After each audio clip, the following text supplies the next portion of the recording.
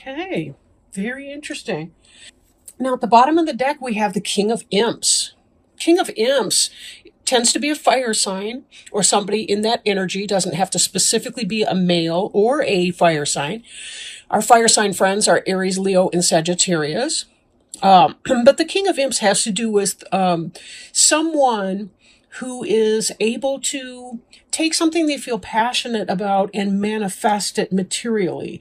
For example, if you have a great book idea or a great investment opportunity or a great something that's unique to you, your business, what have you, you're able to manifest that, to bring that forward. The king is somebody who's able to manifest it. Note that this is not a page or somebody who might be younger or more of a novice in a situation. So it could be that you're having some positive success in bringing forth something you've been working hard at. Or it could be that there's someone in your life who is like a fire sign to you, or who is in that energy that you're having dealings with lately. So let's play these out and see what's going on. For those who are interested, I'm working with the Halloween Tarot deck. Again, I hope to get these readings, all of them out on or before Halloween, so that people can have some kind of divination. And please also, that brings me to another point. On my website, serenitymatters1111.com, I am doing half off of all readings if you book between now and November 11th. So take advantage of that opportunity if you'd like a personal reading. Not bad, $20 for a half hour. That's really not bad. Okay. So we're looking here at the Six of Bats. And Six of Bats energy has to do with leaving something behind and moving on towards something in hopes of improvement. You'll notice that these two here, they're huddled up, like they're protecting themselves from the cold. That could be cold weather, that could be metaphorical cold, but they are taking all their belongings, including their friend the cat, and they're moving on to hopefully what's going to be a better situation for them.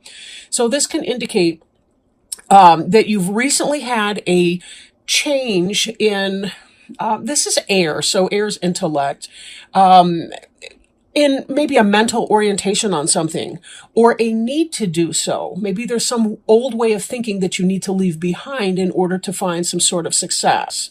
Now I'm looking too at, we've got the World card here. And the World card is very much about the completion of a cycle. So you may be moving on into this new phase of your life just automatically. This could indicate this world is really about a rebirth, right? This is kind of a metaphorical womb, the emergence, the end of one old cycle and the beginning of a new. It's a very positive time for change. Now, this here can indicate some kind of getting away with something. So sometimes it could be maybe you, for those of you that have been involved with somebody, it could be maybe it wasn't completely on the up and up. You know, maybe some of you single people were kind of, on the down low, or, some kind of thing like that. And maybe you're leaving some of that behind, or maybe you're leaving behind a toxic environment where other people were stealing from you, or there was some kind of theft involved. So it may be that even though the farrier is the one who is, they've got the happy look on their face, and this person's got slumped shoulders, slumped posture. Even the bats look kind of quizzically, like, I'm not sure what's going on here. There could be some kind of relief, I'm thinking, that a previous situation's over for you. This is really about heralding a time of good and positive change. So that's something that's very necessary for you. Okay, let's see if I can remember how these went. For your present tense, we have the Empress, but she is in the reverse. So some of you may be struggling with issues with your children. You may be struggling if you're a male, a lesbian, what have you, with your wife, your partner. There can be some of that. Sometimes this can indicate cheating or some kind of an affair. So it's possible that some of that was going on for you. Not necessarily, though. And, again, this is general, so be sure to take it as it resonates and not, do a personal reading with me, with someone, with anyone, if you feel like you need more information on your personal situation. But the Empress in the upright is someone who is, she's the ideal wife and mother. She's basically the queen of each of the four suits, the air, earth, water, and fire signs combined. She's got a great balance of those. She knows how to pay attention to details and get it done, like our earth sign goddess queens. She knows how to manifest the things that she wants to feel passionate about. She knows how to balance her passions with realism and with her intellect as well. Emotions are fine things to have. Intellect is a fine thing to have, but we have to find the balance between the two of those. Or we have either cold, emotionally aloof people, or we have hot, fiery, passionate people who may not be able to get anything done or to be able to manifest things. This is about the balance between all of those four energies in one person. But in the reverse, it may be that somebody that we're dealing with, that we love, that we live with, our mother, our wife, our partner, ourselves, whoever this is in your life. And men, this can be you too. This Empress in reverse can be you. It could be that because you do have a sense that you need to move on from whatever that situation was, that you're still kind of feeling off a little bit. The World card is an end, and an ending always heralds a new beginning, but that doesn't mean that you're feeling cozy, confident about it. Part of you might be excited about moving forward in some kind of a change. The other part might be kind of huddled and thinking, what the hell have I gotten myself into? But either way, finding the balance between those two things. Don't talk yourself out of something that's positive. Follow your intuition as you go through these changes. The High Priestess is very definitely about following your intuition. In fact, that can help relieve some of the stressed out energy here. Taking time to meditate, taking time to have that quiet time. See if you can't arrange with your partner, with your friends, with your family, those who can help you out, so that somebody maybe takes care of your kids or takes care of some of the situations. Maybe you can delegate responsibility so that you can schedule an hour in your hot bubble bath or of meditation or going out to play basketball with your friends or whoever.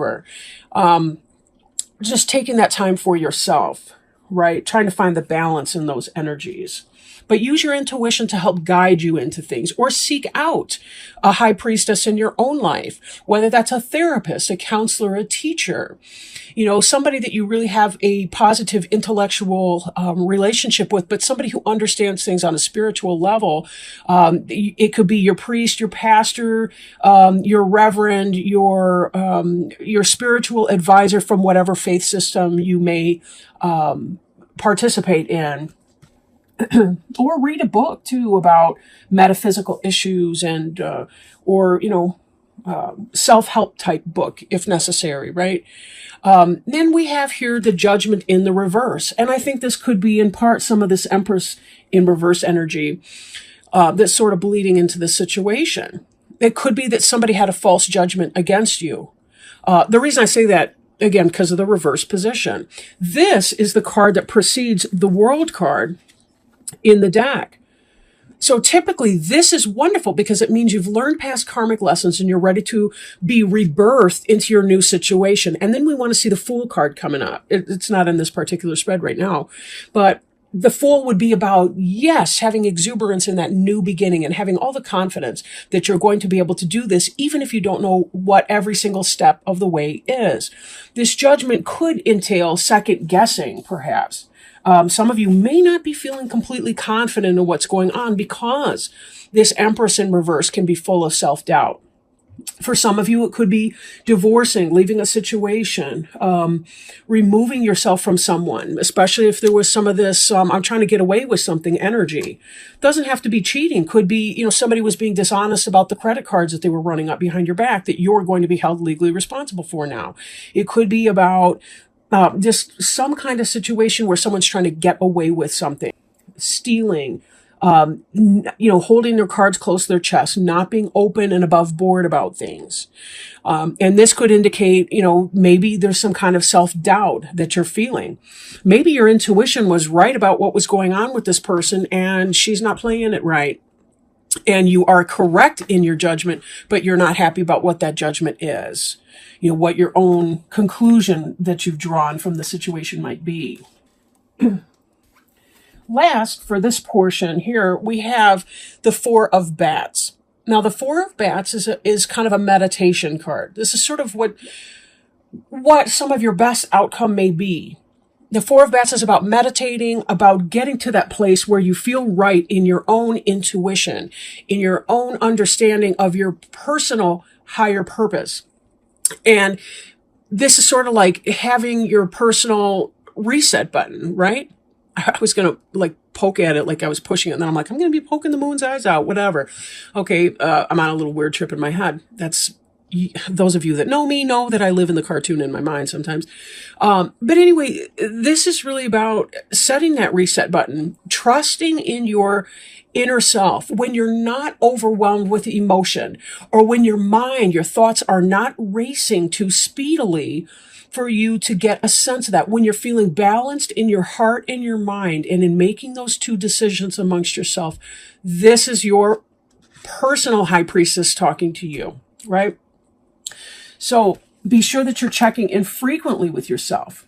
That's the way that you're going to move beyond this Nine of Bats energy. And we do see in your future that this Nine of Bats energy is coming behind you. This is kind of the anxiety card. The Eight of Bats, very similar. The Nine of Bats is when the world just seems to be getting too close. We are praying for this daylight that's going to come, but clearly the moon is still way out in the sky. And notice how these almost look like mirror images of the other. This one is calm and restful and A-okay with a beautiful window to look at. This person just sees the dark of night. The moon is looking down. They're in their hands. The cat's even concerned, whereas the cat looks kind of chill in this one. This is really, they're like mirrors. Which one do you want to be? Letting go of some of your anxious thinking, allowing yourself that time and space for meditation, doing what you need to do, remembering to balance your work, play, home life, right? Sleeping, good night's sleep, healthful foods, right? Healthy behaviors, all of that. Try to find or create some sort of a balance into your life, right? Now, finally, we have coming into play the Knight of Pumpkins. And the Knight of Pumpkins can be about a message that comes forward about something in an earth pursuit. So it seems to me like you're going to have the information that you need, that you lack currently. You know you need to move on from whatever that situation is. You know this change has had to happen. There's no choice about that. And this may help you tap into messages, internal messages from yourself, from your higher self, from your spirit guides, things like that.